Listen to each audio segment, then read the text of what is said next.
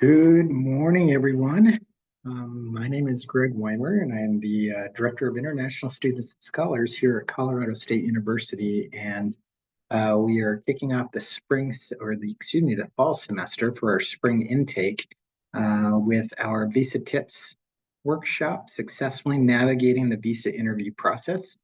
And I see that we're slowly adding attendees, and that's great, whether it's a few or it's 50. I don't really care what the size is because this is important information for you all to get, and each one of you are extremely important. And so whether it's 1 or 50 or whatever the attendance is, it doesn't.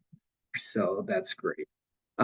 Couple thoughts, couple of housekeeping things to keep in mind as you have questions. We would like you to put that in the question answer prompt so that everyone can see those. And I will probably answer those questions at the very end.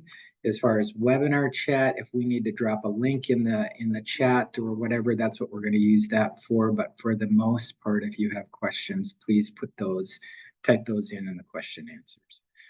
So with that, I'm going to get started. Again, welcome, whether it's evening where you're at, afternoon, morning. I would say good morning, good evening, good afternoon, wherever you're at in the world. We are glad that you're here, and we will get started. So as you begin the process of applying for a visa, the first thing is, of course, you need to be admitted.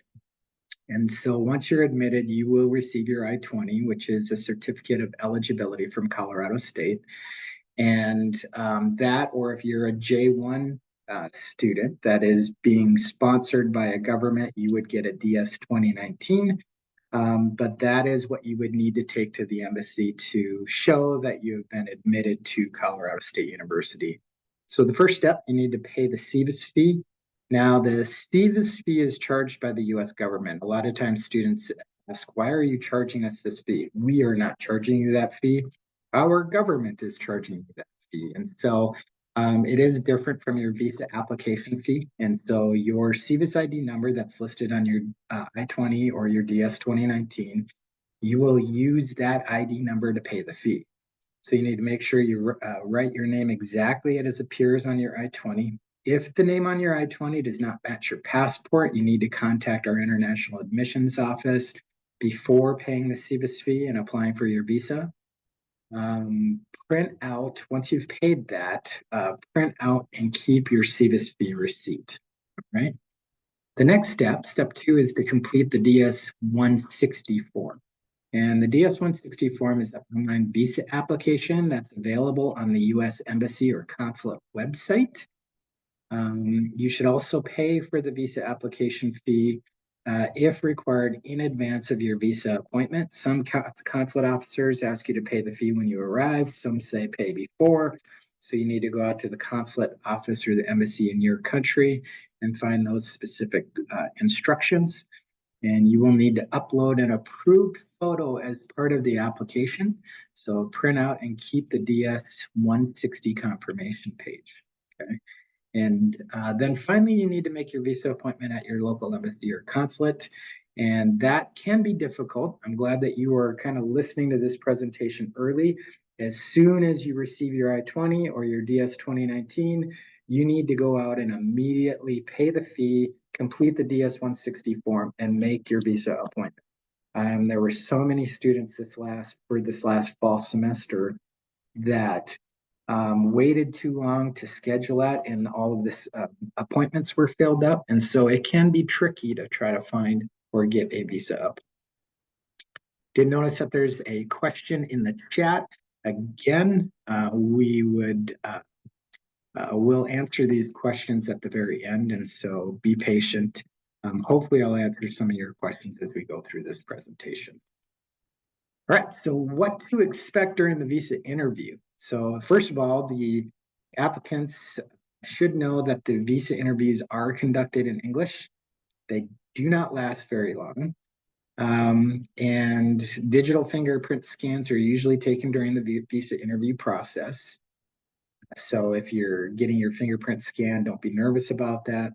The visa interview record is for life or until you become a US citizen. and the U.S. consulate officer makes the ultimate decision. So we tell students a lot of times applicants are often very nervous about this part of the visa interview process. However, if you remain calm, answer the questions honestly, and bring all required documents, the process can be pretty straightforward. So, like I mentioned, the interviews are in English. Do not bring another person to speak on your behalf or request the interview to be conducted in any language other than English. If you are one of our place students that has been admitted for English as a second language, they realize this, and so they will speak to you in your native language or your official language. And so they will make that determination if you're an ESL student. The visa interview record, like I mentioned, is for life or until you become a US citizen. If you're ever asked if you've been denied a visa before or applied for a visa before, you need to say, if the case is yes, I've applied for a US visa before, you need to answer truthfully because the consulate officer already knows. Okay, this is one of those questions it's kind of like a test to see whether or not you're going to be answering questions truthfully, that kind of thing. So just be as honest as you possibly can. And then, like I mentioned, the US consulate officer makes the ultimate decision as to whether you'll be granted a student visa, and he or she will exercise a lot of discretion in the process. We'll talk a little bit about what's called, um, uh, um, we'll talk about this in some upcoming slides. All right, so what documents to bring to the interview? So, of course, bring your I-20 form or your DS 2019. Now, we'll send that to you electronically, but you need to print it off and then you need to sign it. And so you need to bring a copy of that. You need to bring a copy of your passport, visa application, the DS 160 confirmation fee and page and fee receipt if you're required to pay in advance, your Colorado State University admission letter, TOEFL or IELTS score reports, GRE. If you're a graduate student, you've done the GRE, educational documents, documents that show that you've been a great student. Okay, so transcript, copy of your transcript, things like that, if they want to kind of look at those. Definitely bring financial support documents in case they have questions. You will have provided Colorado State University with some of these bank statements, that kind of thing. Bring a copy with you in case they want to see those. And then other documents to show strong ties to your home country. So property in your name, parents' information, income tax documents, a letter from your current employer indicating that they're expecting you to return home and be employed at their company. Again, these are just examples. So you don't have to bring every single one of these. And what I would say is this, it is okay to take additional documents. Just know that you will not be asked for them unless it comes up in an interview. So the interview documents are different from country to country. So please check with your local US consulate officer or office to make sure what documents you need to take for the US visa interview. And so also, while documents are important, the most important part about obtaining your visa is the interview with the visa consulate officer. Okay, so your documents can look great. However, if the visa officer has any concerns during the interview based on your verbal responses, this will outweigh any positives that are presented in your documents. The interview is high stakes and can make or break the ability to receive the visa. So that's why we say bring these other documents, have them with you, that kind of thing. But you don't need to present them to the consulate officer. They're gonna ask you a couple of questions, and if they have any concerns or if they want to see additional documentation, they would ask for that at that time. All right. And again, I see some questions. We'll get those towards the very end here. So how you present yourself is crucial. So the first thing I'm going to tell you is don't memorize answers. Okay. It's important that it doesn't seem like it's a speech that you've memorized. What I would suggest for you is have a conversation with that consulate officer. Be familiar, and we'll talk about this, be familiar with some of how you would answer some of the questions, but don't memorize them. Just have a conversation. They're looking to see, okay, just a genuine response to what your plans are and things like that. We'll talk about some of the potential questions in future slides here. If the applicant is extremely nervous, it makes the visa consulate officer wonder if you're being truthful. So number two, be calm, okay? Before you approach the window, take a deep breath. Okay, smile, okay? If you have a wonderful smile in the US, smiles are considered as disarming, kind of, just friendly, that kind of thing. So be friendly, be calm, and approach.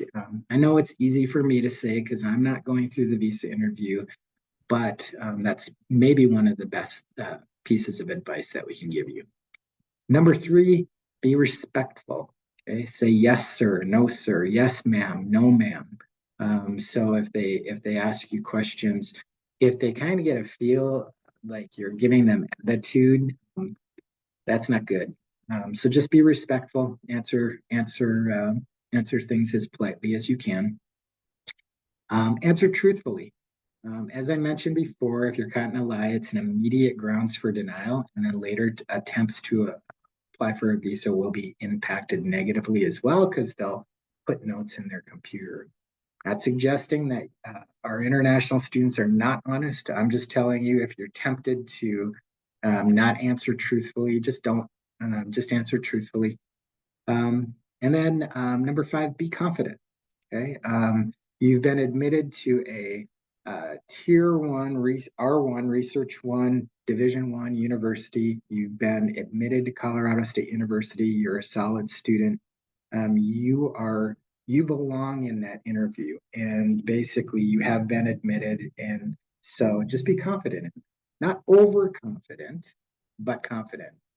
So you are qualified for the this visa interview and coming to Colorado State University. And then finally, be familiar. And I briefly touched on this, but be familiar with the university and Fort Collins community. Learn about CSU. Oops, sorry. Learn about CSU. Read and learn about your courses and your programs. Know the names of a few professors. If you've had a chance to email a couple of them back and forth, especially if you're a graduate student who has an assistantship, just be able to kind of say, yep, if you're a graduate student, you have an assistantship, yep, I've emailed my professor, his name or her name is this, I'm pretty excited. And we'll talk a little bit about some of the questions, but let's say you chose Colorado State because you are looking at or want to study sustainability, and this particular program actually has some kind of unique subject matter surrounding sustainability. Okay, great. Talk to them a little bit about that. Know a little bit about Colorado, Fort Collins, what the weather's like, where Colorado is located in the US. So just be familiar with Colorado and Colorado State University. So, all right, so the next session here, we have a little bit of insight from a former US consulate officer. And so I've had the opportunity at one of my professional conferences to attend a couple of sessions over the years that are just presented by former US consulate officers. And they talk a little bit about what they're looking for, kind of what the experience should be like. And so this will give you a little bit of insight. So with that, so sometimes there's cultural misunderstandings, okay? Sometimes visa officers are new in their positions and they don't always understand the culture and the students applying. And I'll give you an example. So this particular consulate officer had indicated they had this young Chinese couple coming in to apply for a visitor visa, not a student visa, but a visitor visa because they wanted to come to the United States on their honeymoon. And they actually brought their grandparents because they wanted their grandparents to come with. Well, in the US, you would never bring your grandparents on a honeymoon. But in Chinese culture, actually, many times grandparents have helped support them and that kind of thing. And so they want to actually show appreciation and bring them on the trip with them. And this particular consulate officer said, "This is crazy. What? No." And she automatically denied him and kind of thought that there was something wrong there. So then a couple months later, she had another young couple come in and it was a similar thing. And she's like, what is going on here? And so she denied them. And then the third time, she actually talked with one of her colleagues and said, I keep getting these young couples that are trying to bring their grandparents on their honeymoon to the United States. And And the other consulate officer says, oh, that's completely normal, and explain kind of the cultural relevance. And so from that point on, the consulate officer was like, oh, okay. And so began granting visas and actually providing visas to these young couples' grandparents as well. And so sometimes there might be cultural misunderstandings. Sometimes the consulate officer might have limited language abilities, uh, in that they're fluent, but fluency is, there's all kinds of different levels of fluency. So consulate officers go through intensive language training, but that may not be enough for them to fully understand all the aspects of the local language. And so there might be times where, especially if it's an ESL student, they might have to get some help, that kind of thing. And then consulate officers are many times overworked with limited information. And so it's important for you to understand that most interviews last no longer than 3 minutes. And the consulate officers need to interview 20 applicants per. Okay. And so this interview is going to be extremely quick. And you've got basically um, 180 seconds or 3 minutes to really kind of make your case. And so that's how quickly this usually goes.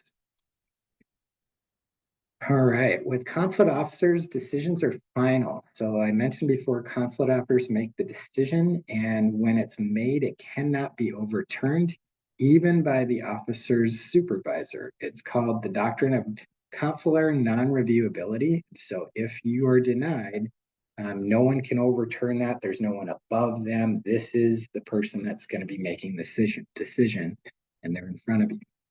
If you're denied, students can apply again. However, the chances of another denial will become incrementally higher. And so typically what they're looking for is to see what's changed since the last time you applied. What other evidence or information do you have? So refusals are difficult to overcome. A fresh look is true in theory. However, there's case notes in the computer of previous refusals that'll be reviewed by whoever is interviewing you the second or third time. Consular officers can look back at notes from previous visa appointments. And so a couple things, visa rejection rates are between 35 and 60% for student applicants.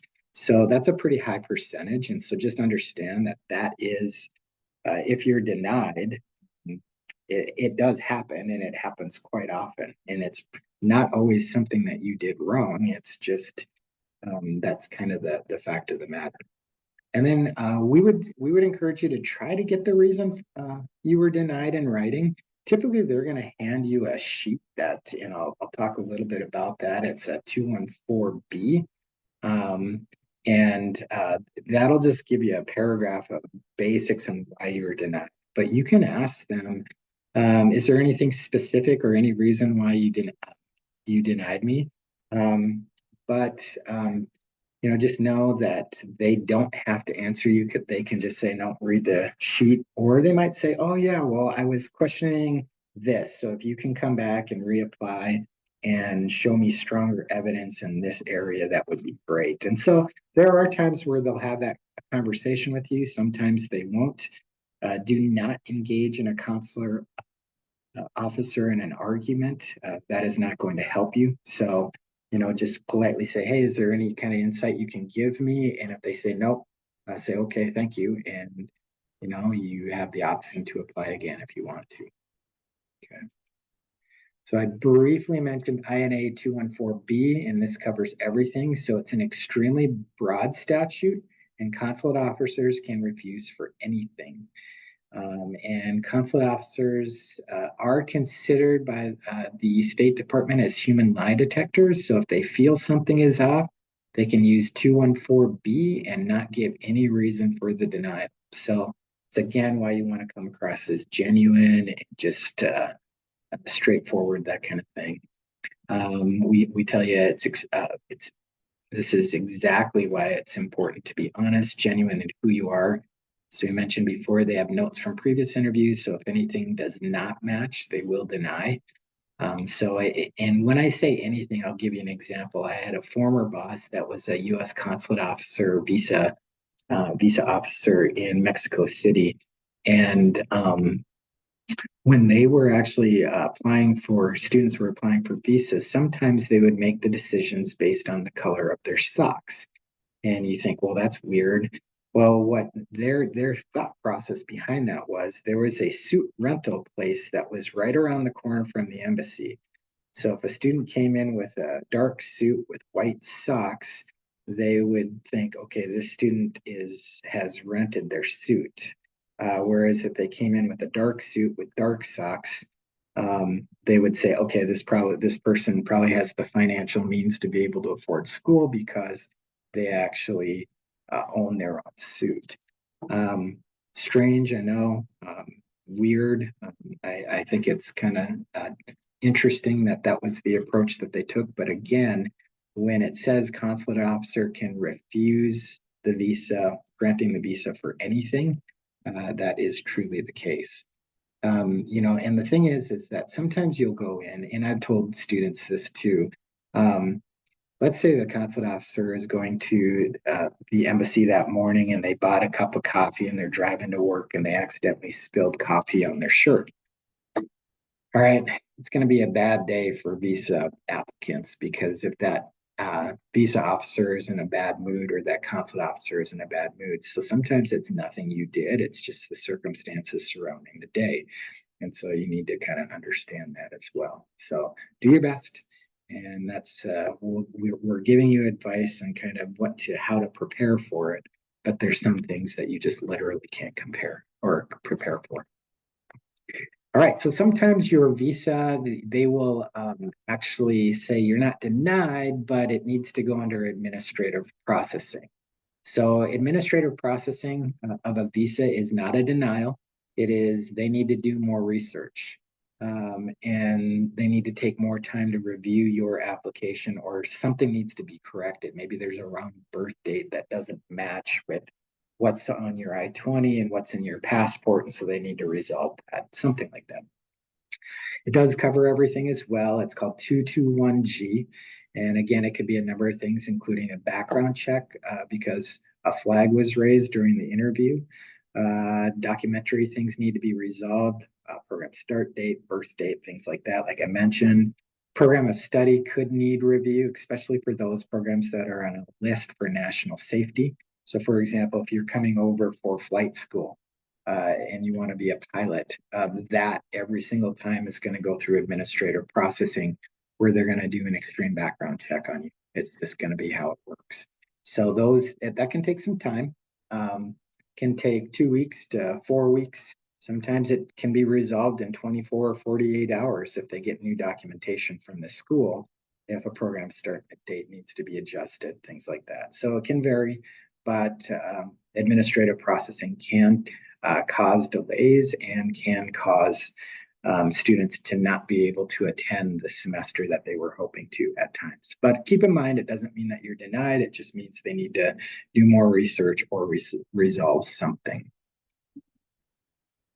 So final consulate officer thoughts. So if the visa application process is taking a very long time and you think you'll be late for the start of the semester, please contact the International Student Services Office as early as possible and we'll assist you with the next steps. Typically, we'll get you in contact with our International Enrollment Center and those folks there. Um, if you're having a difficult time, here's one other thought. Sometimes students say, well, Greg, there's no visa appointments open. What do I do? That's typically one of the questions that are asked in these question and answer sessions. What I would say is keep going back to the embassy website, keep checking on a daily basis because some people cancel their visa appointments. And so appointments open up on a daily basis. So just keep doing. One other final consulate officer thought, and this is actually after you get to the United States, but once you receive your visa and you get to the United States, we're going to tell you, or they're going to tell you, don't get into trouble. Okay. And it goes without saying, but once arrested, fingerprints go into the FBI system and eventually will make their way into the State Department. Will likely have a negative impact on a visa interview or a visa renewal, especially if their arrest is in the last 5 years. So make sure that once you get here, know the laws of the land and follow those rules, and you will be fine. Couple thoughts. Visa for family members. So family members can come with you to the U.S. while you study at Colorado State University. These family members are called your dependents, and they can apply for an F2 visa. For these purposes, dependents are your legal spouse or your unmarried children under the age of 21. And if you find yourself in that circumstance where you want to bring your spouse, your husband or your wife, your kids, please contact the International Admissions Office for the appropriate I-20 paperwork for you and your dependents so that they can apply for a F2 visa. So you would get, each of your dependents would get a F2 I-20 instead of an F1 I-20, and then they can go and you can go with them in that case and apply for the visa if you would like to bring them with you. If you get here and maybe you're not going to bring them right away, but you're going to have them join you after the fact, we can always create those documents for you. You can send them home and they can apply for a visa and join you at a later date as well. If other family members are coming with you to CSU, they will need to apply for a tourist visa.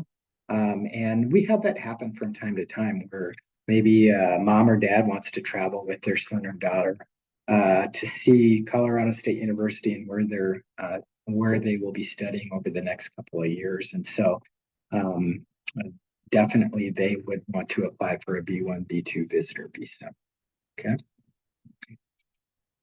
So some of the US visa interview questions, here's some samples here, and we'll give you a list of 2 pages. And I will say this presentation along with the PowerPoint presentation made available to you, we'll send it out to you so you will have some of these questions.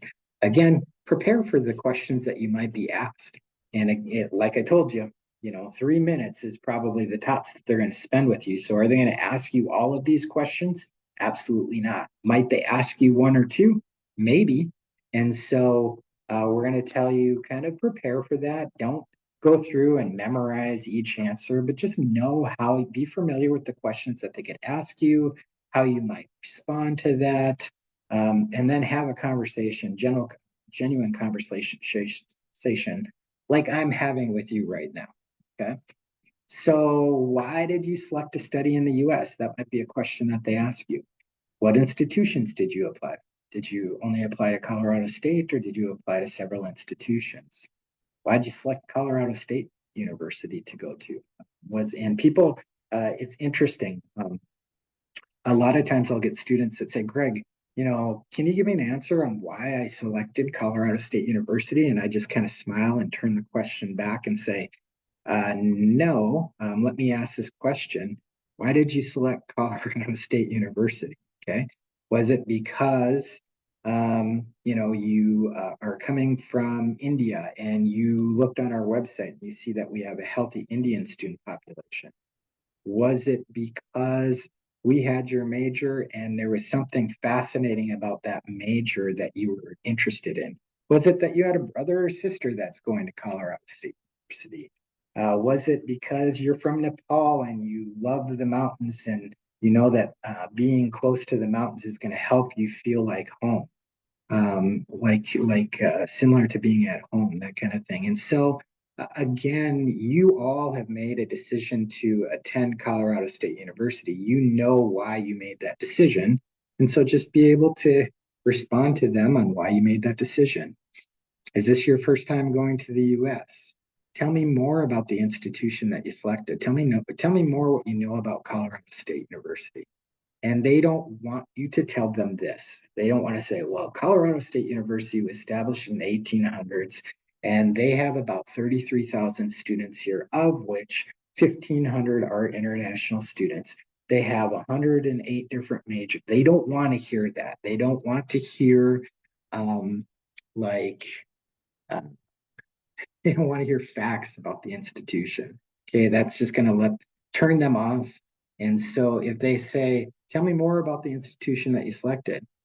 Well, I know it's a Research One institution. It has my major. I've actually chatted with a couple of the professors and I'm pretty excited. The major that they have, one of the reasons why I'm excited is because it has this aspect to the major, or they I'm looking at computer science, and they give you a chance to really start to develop some fun programs and work on some solid computer programs while I'm studying. Um, I did notice that that there is a healthy student population from my country, so that will help me with the transition. And after being admitted, I attended a lot of pre-arrival workshops, and the International Student Office seemed extremely friendly, and I know that they're going to really help me out as I transition.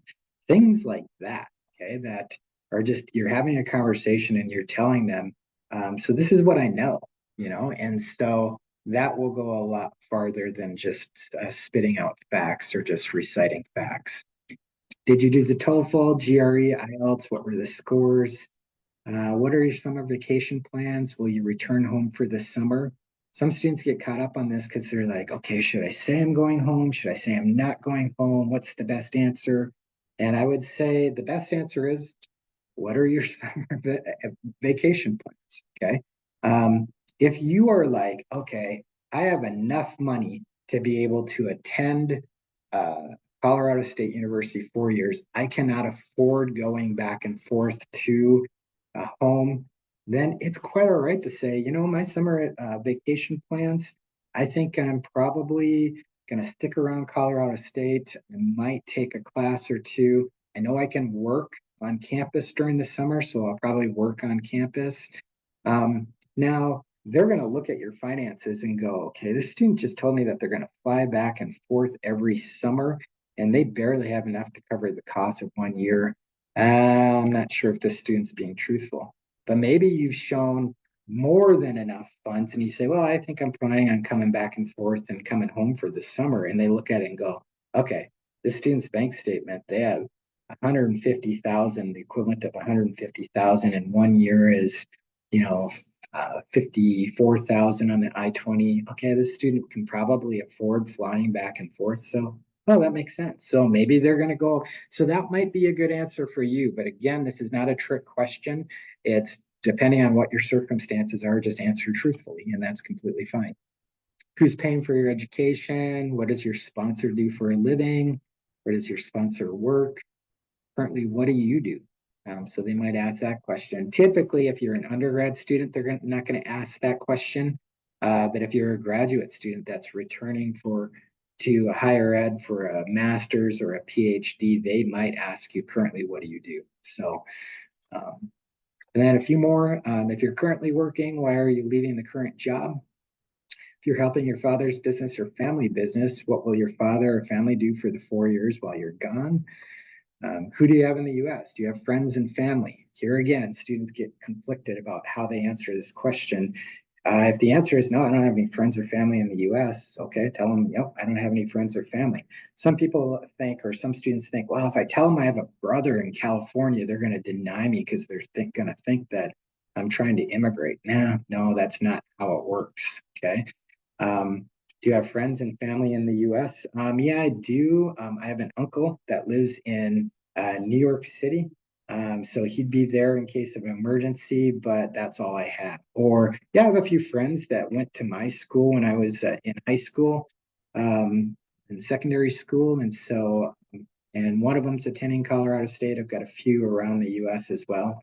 That's a completely fine answer. And as you answer it, and if you're not hesitating, if you're just being genuine and you present the information, they're going to go, oh, okay, that's great. But if you're like, oh, and you're hesitating, now they're starting, the red flags are coming up and they're saying, oh, okay, what's going on? I don't know if this person's responding to me truthfully. So again, it's not a trick question. Just let them know. How many brothers or sisters do you have? What's your field of study? Why did you select this field of study? Here's an interesting one. Why do you think you need to go to the US to do this field?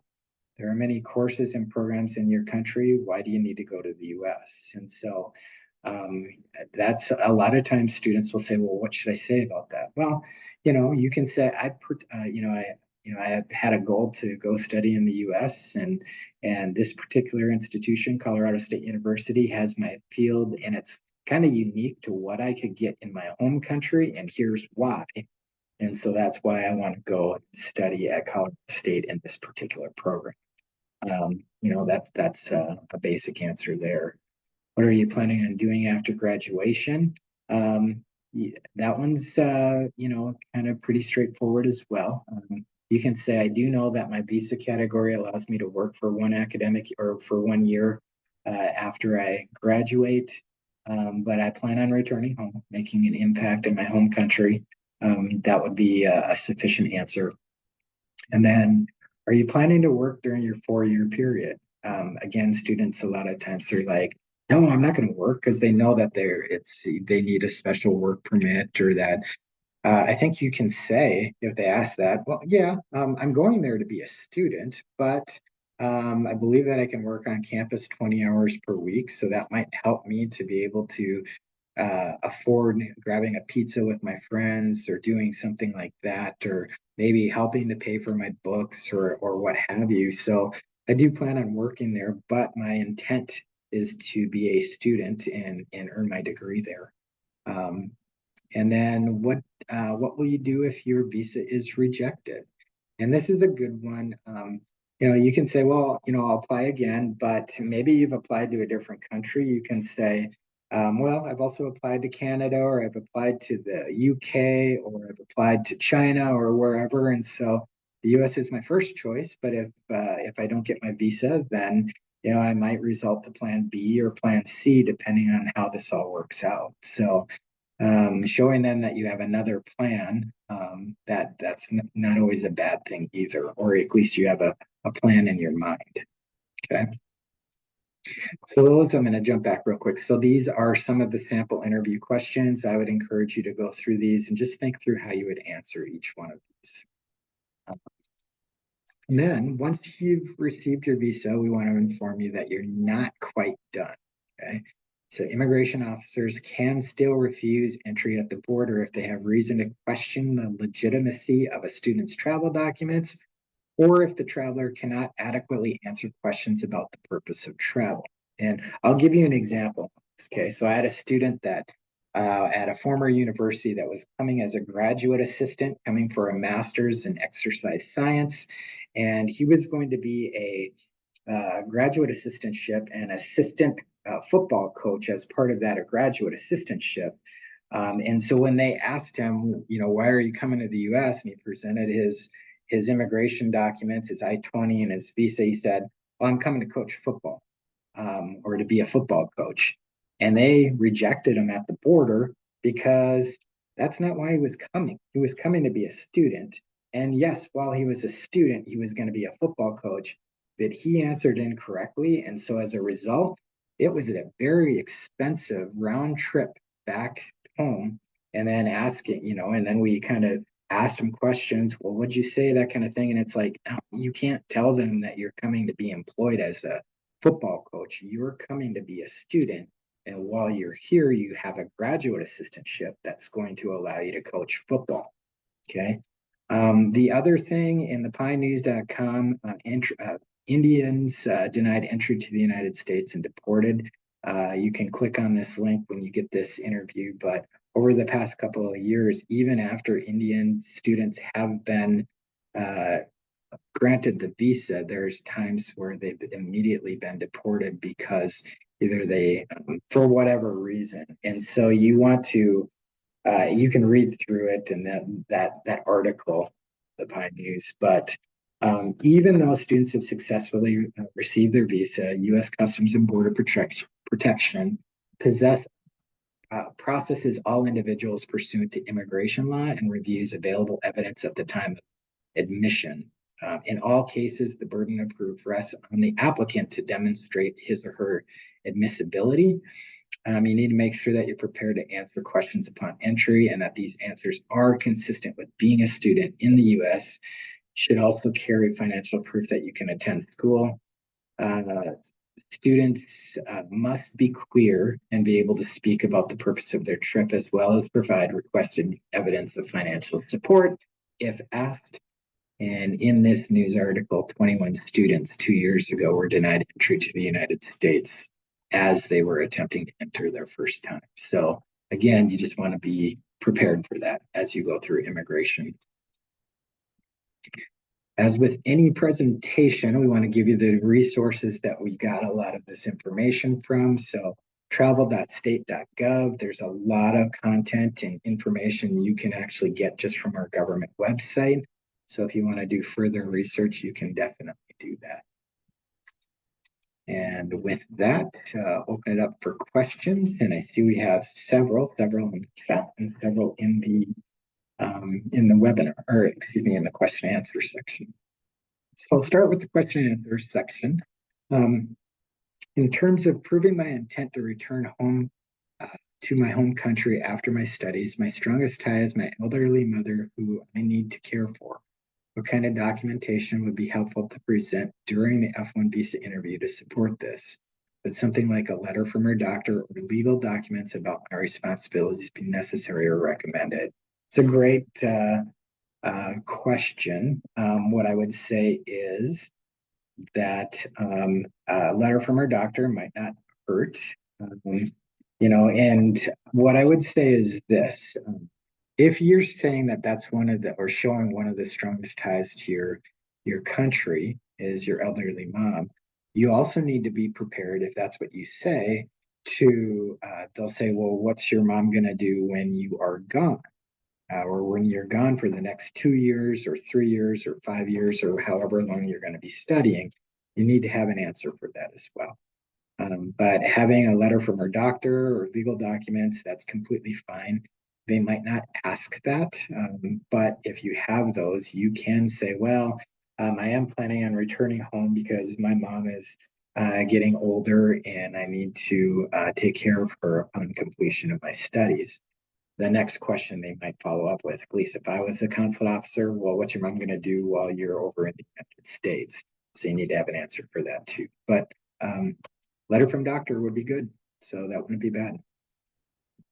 Clevin, hello, good morning. I want to discuss about SEVIS fee. I made payment and is not reflected on the SEVIS platform. I need the payment slip for interview as consulate. I would like to know why it hasn't reflected yet. No idea. That is you can go out to SEVIS fee, I-901 fee website and try to see. Typically, when you've paid the fee, we tell you to actually print up the receipt as soon as you've paid that. So, because we're not going to be able to provide you the payment slip for that. That is something that you paid. And so you would need to actually have printed up that receipt. So should be able to log in to your SEVIS account if you've paid, and then basically print off that slip, but I'm not sure why it's not reflected yet. That is a question that when you go to the I-901 fee page, if you Google or Baidu or go to a web browser and search I-901 fee payment, it's going to bring you to our I-901 fee. And then there is going to be a question answer thing that you can submit a question to. So can't really address that one because that fee you pay outside of the Colorado State University. Alfred, will I need to provide proof of financial beyond what's outlined in the offer letter and assistantship from the department? The answer is no. If your offer letter and assistantship covers all of your tuition, room and board, living expenses, that kind of thing, and it fully covers your expenses here in the United States, that's sufficient. If you want to provide more financial support, that's not a bad thing. If you've got a sponsor that also shows that they're going to be there to help you if you have any unexpected expenses, that's okay that if you have that. But your graduate assistantship letter that defines what you're getting paid, including your stipend, that kind of thing, that should be sufficient. Right.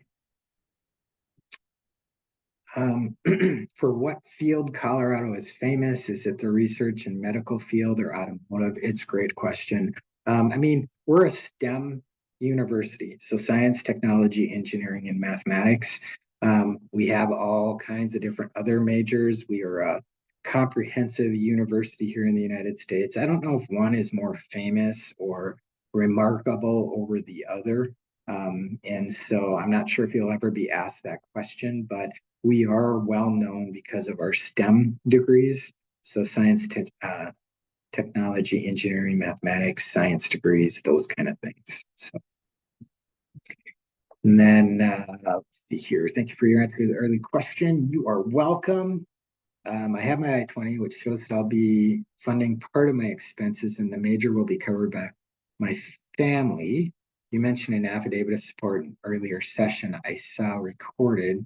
Is this a separate document I need to get from CSU or something my sponsor family can provide directly? So is there a specific format or form for this affidavit? So it can be simply a letter that's signed by your father or your mother or your family that's shows that they're willing to cover your expenses. So that can be an affidavit of support. I think if you go out to the embassy website and Google or search affidavit of support form, there is a formal form that you can print off there, and they will that you can have your family sign off on. It is not required, but it is something that they do have many times on the embassy website. So we don't have a particular or specific form. You'll notice that when you actually submitted your documentation as part of our application, we required a letter of support. Some schools I've been at, we had like a affidavit of support as part of our application process, and then your parents would sign off on that and get it a notary or a bank stamp or a seal or a certification of that. But simply a letter should suffice. Alexander, is it okay that I always been my dream to live in the U.S. as a reason to come to study here? Yeah, I mean, I think you should be more specific than that. Why did you choose Colorado State University? What's one of the draws? Why are you? What's unique about our particular major that you're looking at? Those would actually be a little bit better.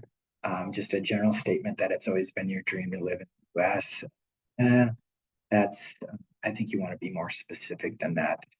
For information on your departments, you can go out to our website. You can actually search for your major, and it's going to talk about some things. There's marketing brochures out there that talk about the uniqueness of the programs and kind of what students are going to experience and that kind of thing. So that's probably best, is to kind of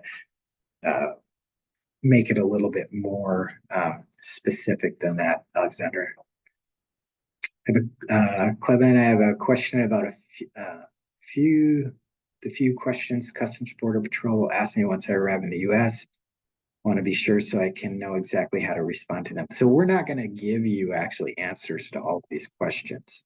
If you have certain questions and you want to send me an email or what have you, you can definitely do that. We'd be happy to kind of talk about. We're not going to give you answers to every single question. What we're going to tell you is, Clevin, just be genuine as you answer these questions and have solid answers to them. If you want us to ask a question of us or whatever the case is, and what do you think about this response, we'll give you an honest answer. But we are also not consulate officers, so we'll do the best we can. But nor are we going to give you a script on what you need to say for each one. We're just not going to do that.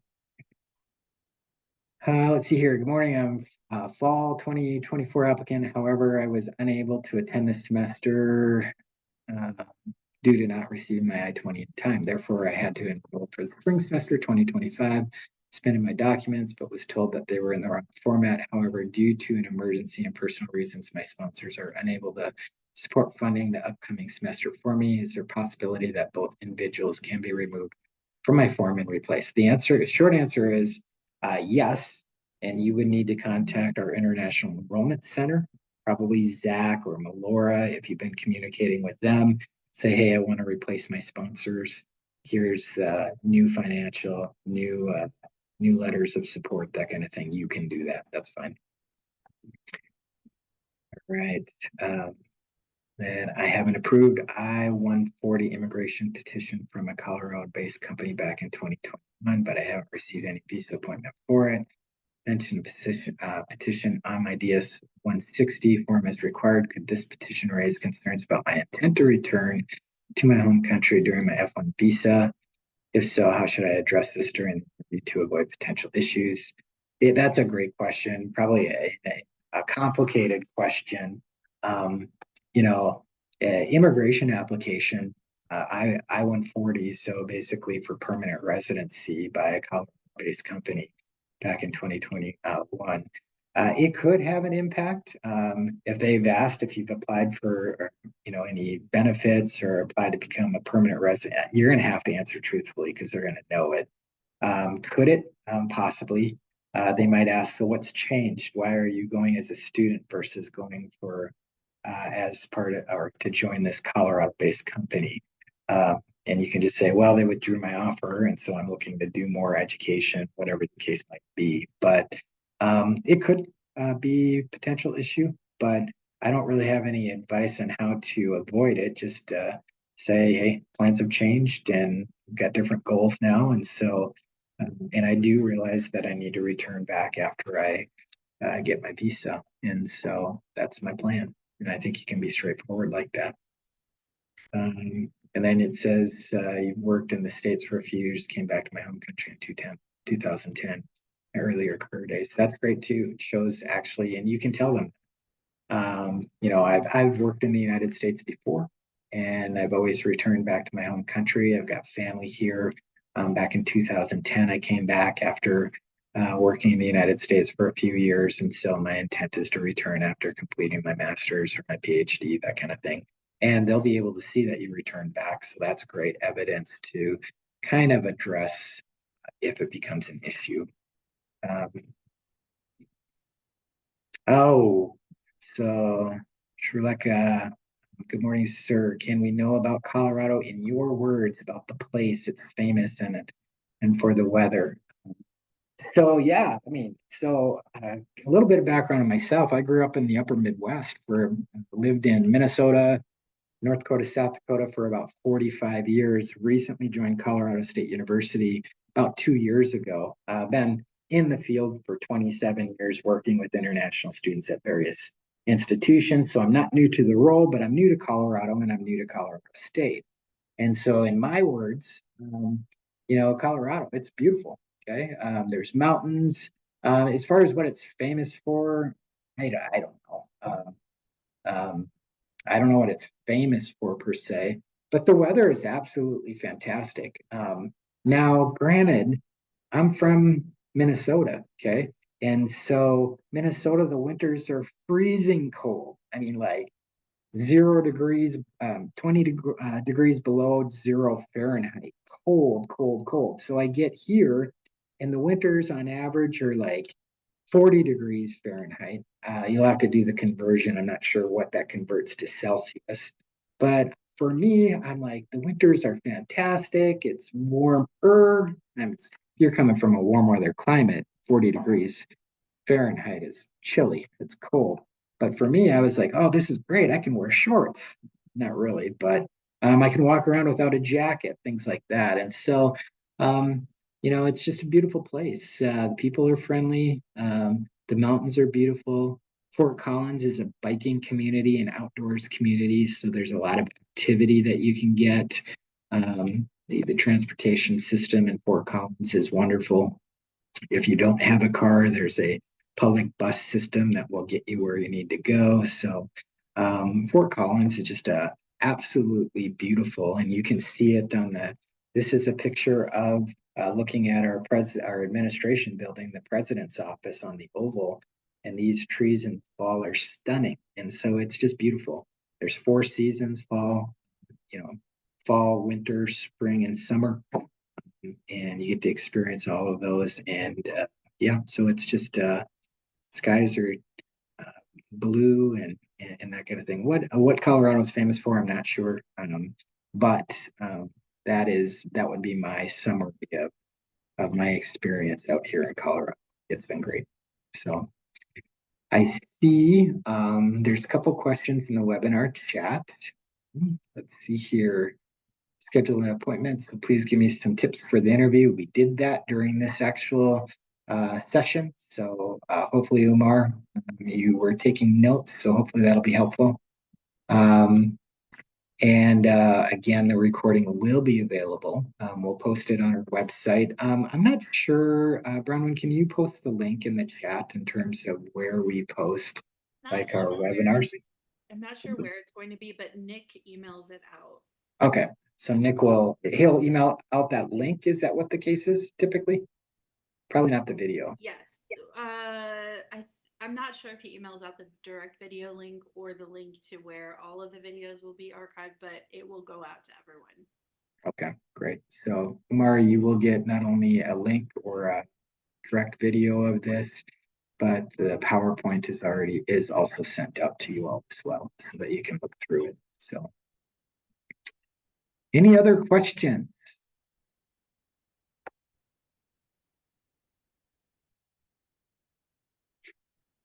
Hearing none, or seeing none in the question and answer session here.